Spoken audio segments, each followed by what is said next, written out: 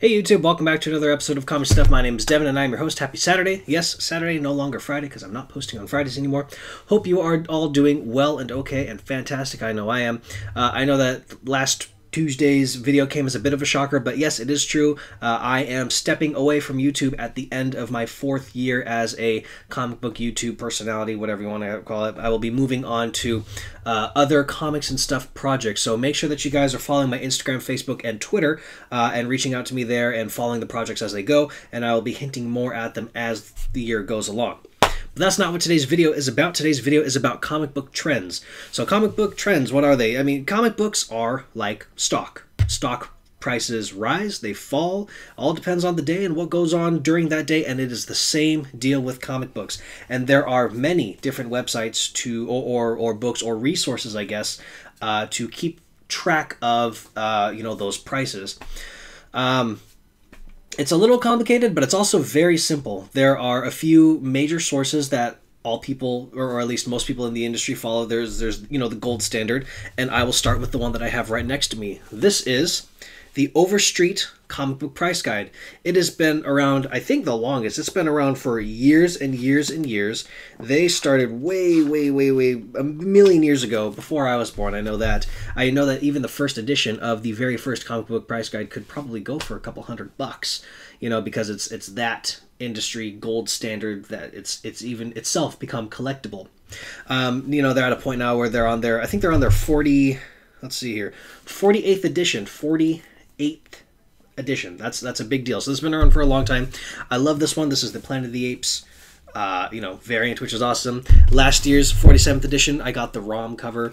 I have a few others as well, but these are the ones I would show you. So what these books do, and what a lot of these websites do, are they will take contributions, or I guess people across the industry, rare comics dealers and comic book shop owners and so forth, will record the sales of comic books, whether they be new, whether they be old, on the second-hand market, on the first-hand market, and they will contribute it at the end of the year, at the end of whatever fiscal year that websites like this have, or books like this have. And the people at these companies will take all of those sales and compile them together and create what is a fair market value based upon the average grade for each book. So the comic book price guide, you could flip to any page and it'll give you any book that's ever been published all the way back to the Victorian age of comic books, which is like way back in the 1800s. And they will give you, based upon your grade, so 0.2, 0.5, 0.8, 2.0, 5.0, 8.0, 9.0, 9.2, 9.6, whatever. And it will give you a average of what that book will cost in that grade, and that will help retailers and collectors kind of gauge what sort of price they're going to put on a book, or how much they're willing to spend on a book. The Overstreet Price Guide actually has a lot more than that as well.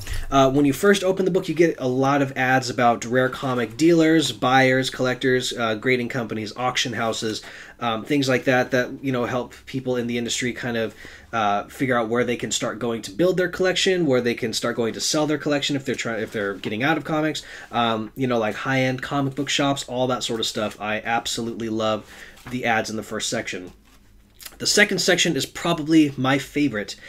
So this is something called the Overstreet Advisors spot, or I guess the Overstreet Advisor section, where they have a few dozen people across the industry who are, accredited Overstreet comic book price guide advisors. They will sit down and write out a lengthy essay that you can read about their recent years' sales, their trends, what they see going up in popularity, what they see going down in popularity, what is selling well, what's not, XYZ, and they'll give you their predictions for the future. And these guys are the experts. These are hands down, these are the bee's knees. These are the guys that you need to listen to if you're trying to become a comic book investor. So this is a really helpful section for hardcore comic book collectors, and there's people from across all different walks of comic book collecting. They have Jeff Fitkin, the Golden Age Guru, as they call him. He knows everything there is about Golden Age comics. But then you also have John Doloman from Torpedo Comics, and he is, you know, the owner of one of the first luxury comic book shops, and they deal with comic books, you know, all over the place. They have a lot of Silver and Bronze Age. You know, you have a ton of guys in here. So don't mind the Yu-Gi-Oh card. That is my bookmark. But in any case, it is a wonderful resource for anybody who's trying to understand or get into the industry. Now, the Comic Book Price Guide is not the only spot where you can go find these things out. Now, it's a physical book, so it can't be updated daily. So where do you go? You go on the internet. There are two spots that are two websites that really stand out to me. There's GPA Comics and Go Collect. Personally, I use Go Collect. No, they didn't pay me to say that. I just really like Go Collect more than GPA because visually it's a little nicer to me, the website is. But there's also places like Comics NV, ICV2, Hot Books. All of these websites keep up with daily trends, except for I think Hot Books does monthly trends.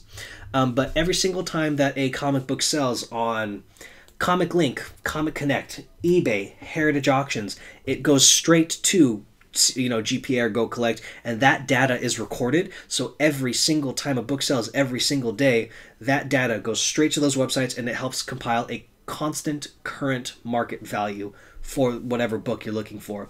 And you can look back at sales for every, you know, of all time. You can look back at sales all the way back to 2000. You know, some sales go back as far as, you know, 2003. I think it caps at like, you know, 2000 or 1999 or something like that. But it goes back like 20 years, which is a great kind of like, I guess, way to find out what books used to sell for. It's funny, there's a book on there that in 2007 sold for $700, but now it's a $20,000 book, you know. And you can also look at like the last 3 months of sales and see what, if you're just going off the last 3 months of sales, what would that go for then, and then compare that to 6 months and 8 months and so forth. So you know, a lot of people who want to, I guess, invest in comic books will have memberships here at these spots. The Overstreet Price Guide is generally about $40. If you want to have a membership with GPA Comics, which has become very, very popular, I think the membership is $10 a month. And then for Go Collect, which is a little newer, they're about $6 a month. And I have memberships to, you know, both of them, as well as the Comic Book Price Guide I pick up every year, because I want to be able to take an average of all three of them so I can know what I'm buying and selling, and if I'm making sure that I'm getting a good price, and so on and so forth. So those are some great resources to make sure that you are keeping up to date with your comic book trends. I hope that this was helpful for some of you collectors and some of you newbies as well, who kind of wanted to make sure that you know what you're getting into. And you know, if you guys have any questions about this sort of stuff, I know that like, just like the idea of stocks, it can be a little complicated for some people. If you have questions, please make sure you reach out to me, leave a comment below, hit me up on Instagram, Facebook, whatever. But that's it. So I hope you guys enjoy this video, and I will see y'all next Saturday.